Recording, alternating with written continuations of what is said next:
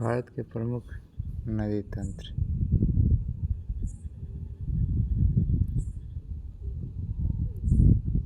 तिब्बत से एक नदी निकलती है जिसका नाम सिंधु है।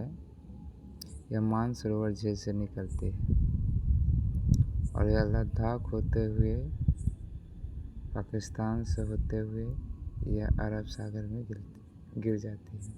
इससे पहले इसकी सहायक नदियां हैं जैसा कि झेलम, चेनाब, रावी, सतलज। लेकिन चेनाब में पहले झेलम, रावी और सतलज नदी मिलती है। उसके बाद ये चारों नदियां एक की धारा सिंधु नदी में मिल जाती है।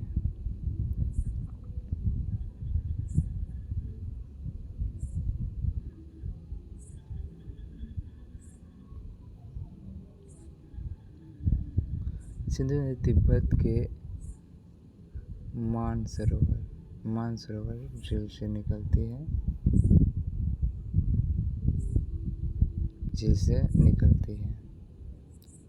यह नदी भारत के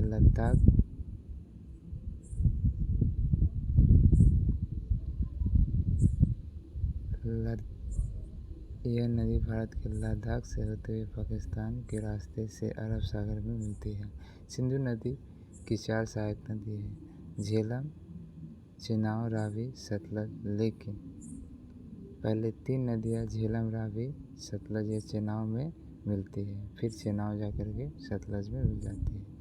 सिंधु जल समझौता 19 सितंबर 1960 में हुआ था भारत और पाकिस्तान के बीच। इसके अनुसार पाकिस्तान को पश्चिम के तीन नदियां सिंधु, झेलम, चेनाब के पानी का 80% अधिकार दिया गया, जबकि भारत को पूर्वी 3 नदियां रावी, सतलज और ब्यास पर अधिकार दिया गया है। सिंधु जल समझौता विश्व बैंक की सहायता से किया गया था। भारत सिंधु, झेलम, चेनाब की धारा की दिशा को नहीं रोक सकता है, ऐसा सिंधु जल समझौता में कहा गया है।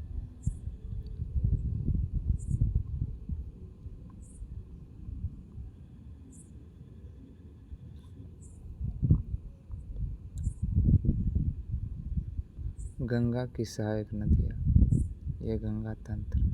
गंगा नदी उत्तराखंड के गंगोत्री से निकलती है और उत्तराखंड, उत्तर प्रदेश, बिहार, झारखंड, पश्चिम बंगाल होते हुए बंगाल की खाड़ी में गिर जाती है। बंगाल में इसे पद्मा नदी के नाम से जाना जाता है। गंगा भारत की सबसे बड़ी नदी है जिसकी लंबाई 2525 किलोमीटर है।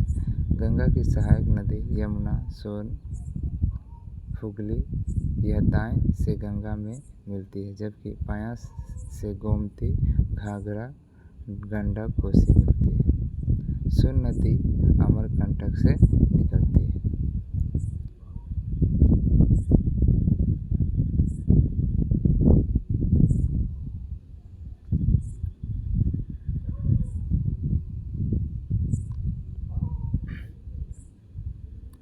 यमुना नदी बंदरपुर से निकलती है। यह गंगा की सबसे बड़ी सहायक नदी है। चंबल, बेतवा, केन यह यमुना की सहायक नदी है। बिहार का शोक कोसी नदी को कहते हैं क्योंकि यह हर साल अपनी दिशा को बदलकर बिहार में बाढ़ ला देती है। ब्रह्मपुत्र नदी तिब्बत के आंगसी ग्लेशियर से निकलती है, जिसे वहाँ सांपो नदी कहा जाता है।